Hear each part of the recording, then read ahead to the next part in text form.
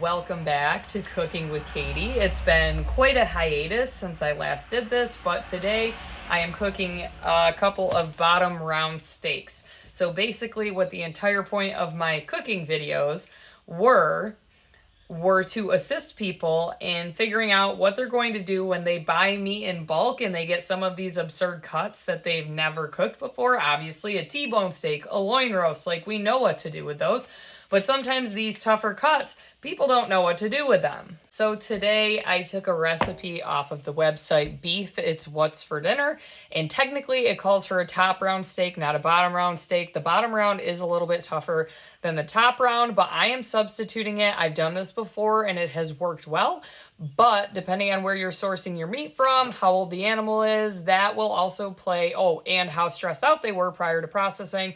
All of those things will play a part in how tough that meat actually is. I am actually doubling this recipe because I have 3 steaks that I'm marinating, so I am doubling it. So I need a half of a cup of red wine vinegar. I'm going to put all of my marinating ingredients into the Ziploc bag, mix them all up, and then put the steaks in there, so that way I ensure that the marinade is completely dispersed and mixed up. Now, this is a friendly reminder that I am not a professional chef. However, I have been cooking for my family for many years at this point, and it's always the bulk beef that we have existing in our freezer. It is very rare that I actually buy anything from the grocery store when it comes to meat and protein because we raise so many different animals. I am now putting the marinade into the Ziploc bag that I will use to marinate them with.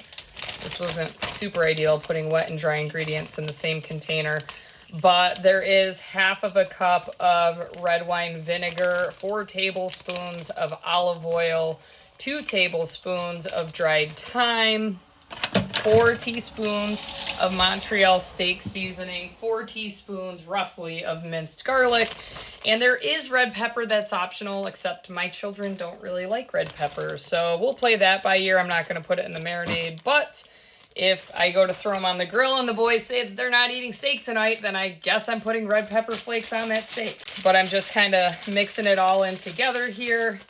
And then I'll toss the steaks in and do the same thing with the steaks inside. These steaks were raised on our farm.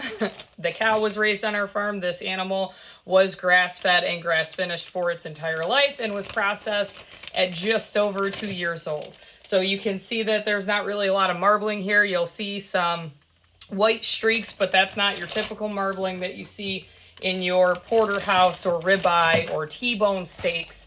It's just not going to get as tender because the bottom round is a tougher cut of meat by nature. The round is the back part of the animal, so like its rump essentially. Now I'm just going to mix this all up and put it in the fridge.